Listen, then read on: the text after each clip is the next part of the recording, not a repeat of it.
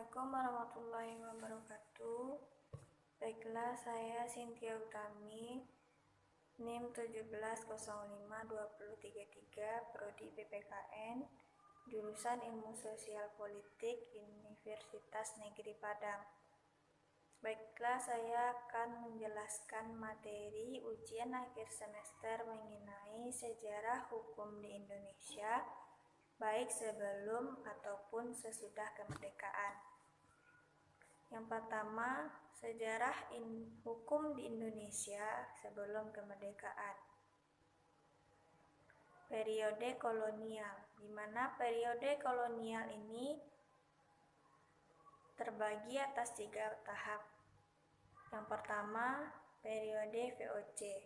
Pada zaman sebelum VOC datang ke Nusantara, kedudukan hukum adat adalah sebagai hukum positif yang berlaku sebagai hukum yang nyata dan ditaati oleh rakyat yang pada saat itu Nusantara Indonesia terdiri dari berbagai kerajaan. Contoh naskah hukum adat yang lahir pada waktu itu antara lain yaitu Kitab Ciwakasoma yang dibuat pada masa Raja Dharmawangsa pada tahun 1000 Masehi, serta Kitab Gajah Mada pada masa Kerajaan Majapahit. Memasuki zaman VOC, yaitu zaman di mana orang Barat mulai masuk ke Nusantara dan memberi perhatian terhadap hukum adat. Pada masa ini ditandai dengan kebijakan kompeni terhadap hukum adat dengan cara saling menghormati.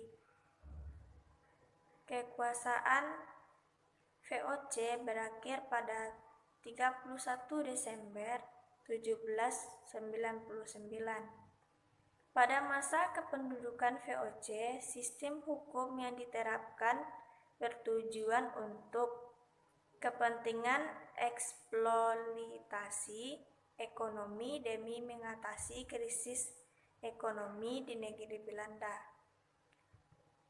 Yang selanjutnya, pendisiplinan rakyat pribumi dengan cara yang otoriter, perlindungan terhadap pegawai VOC dan para pendatang Eropa. Yang kedua, periode liberal Belanda. Memasuki periode 1816 sampai 1848, kedudukan hukum adat mulai terancam karena penguasa Hindia Belanda pada waktu itu mulai memperkenalkan dan menganut prinsip unifikasi hukum untuk seluruh wilayah jajahannya, dengan pengecualian berlakunya hukum adat oleh Bumiputra. Jadi secara prinsip hukum adat mulai terdesak oleh berlakunya hukum Hindia Belanda. Kan tetapi dalam praktik pemerintahan masih dianut persamaan kedudukan antara hukum adat dan hukum barat. Pada tahun 1816, peraturan-peraturan umum termuat dalam lembaran yang diterbitkan oleh pemerintah Hindia Belanda yang disebut dengan Stadsblad. Stadsblad yang pertama kali diterbitkan dalam tahun 1816 sampai dengan 8 Maret 1942. Tata hukum Hindia Belanda pada saat itu terdiri dari peraturan-peraturan tertulis yang dikodifikasi, peraturan-peraturan tertulis yang tidak dikodifikasi, peraturan-peraturan tertulis yang khusus berlaku bagi penggolongan Eropa. Pada masa ini, raja mempunyai kekuasaan mutlak dan tertinggi atas daerah-daerah jajahan, termasuk kekuasaan mutlak terhadap hak milik negara bagian yang lain. Kekuasaan mutlak raja itu diterapkan pula dalam membentuk dan mengeluarkan peraturan yang berlaku umum dengan nama Algemene Verordening atau peraturan pusat. Ada dua macam keputusan raja. Ketetapan raja sebagai tindakan eksekutif yang disebut Besluit, seperti ketetapan pengangkatan gubernur jenderal. Yang kedua, ketetapan raja sebagai tindakan legislatif yang disebut Algemene Verordening.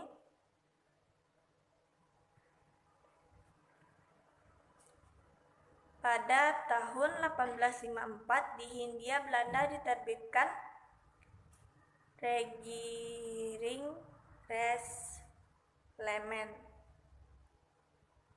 atau peraturan tentang tata pemerintahan di Hindia Belanda yang bertujuan utama melindungi kepentingan usaha swasta di negeri jajahan dan untuk pertama kalinya mengatur perlindungan hukum terhadap kaum pribumi dan kesewenang-wenangan pemerintahan jajahan.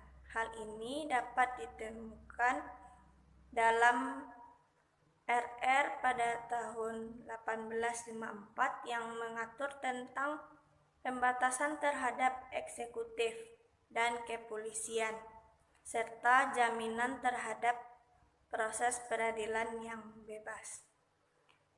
Selanjutnya, periode politik etis sampai kolonialisme Jepang. Kebijakan politik etis dikeluarkan pada awal abad 20. Di antara kebijakan-kebijakan awal politik etis yang berkaitan langsung dengan pembaharuan hukum yaitu pendidikan untuk anak pribumi termasuk pendidikan lanjut hukum. Selanjutnya, pembentukan Volksrat atau lembaga perwakilan untuk kaum pribumi. Ketiga, penataan organisasi pemerintahan khususnya dari segi efisiensi. Yang keempat, penataan lembaga peradilan khususnya dalam hal profesionalitas. Yang kelima, pembentukan peraturan perundang-undangan yang berorientasi pada kepastian hukum. Setelah Belanda menguasai Hindia Belanda, kemudian penguasa Jepang menduduki dan merebut Indonesia dari penjajahan Belanda. Pasukan Belanda yang terakhir dikalahkan oleh Jepang pada Maret 1942. Pada masa penjajahan Jepang, daerah Hindia Belanda menjadi Indonesia Timur dan Indonesia Barat. Selanjutnya, periode revolusi fisik. Pembaharuan hukum yang sangat berpengaruh di masa awal ini adalah pembaharuan di dalam bidang peradilan yang bertujuan dekolonialisasi. Yang pertama, meneruskan unifikasi badan-badan peradilan dengan melakukan penyederhanaan. Kedua, mengurangi dan membatasi peran badan peradilan adat. Selanjutnya, sejarah hukum Indonesia setelah kemerdekaan. Yang pertama, periode demokrasi liberal.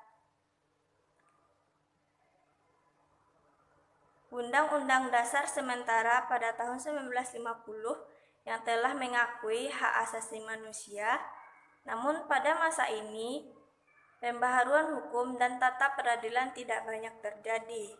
Yang ada adalah dilema untuk mempertahankan hukum dan peradilan adat atau mengkodifikasi menjadi hukum nasional yang peka terhadap perkembangan ekonomi dan tata hubungan internasional. Kemudian yang berjalan hanyalah unifikasi peradilan dengan penghapusan seluruh badan-badan mekanisme peradilan atau penyelesaian sengketa di luar peradilan negara yang ditetapkan melalui Undang-Undang Nomor 9 Tahun 1950 tentang Mahkamah Agung dan Undang-Undang Darurat Nomor 1 Tahun 1951 tentang susunan dan kekuasaan pengadilan. Yang kedua, periode demokrasi terpimpin.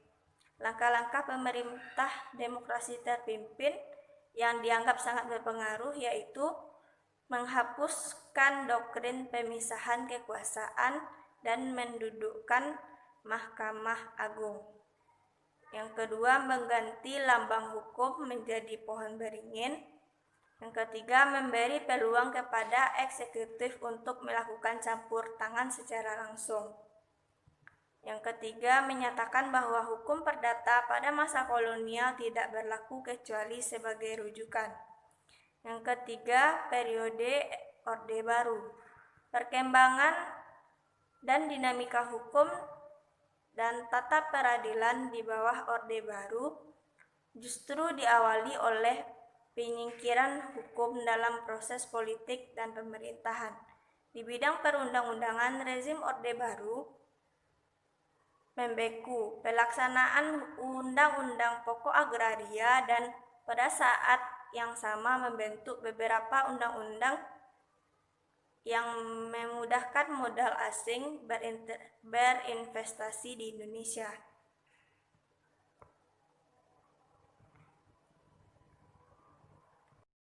Hanya itu yang dapat saya jelaskan.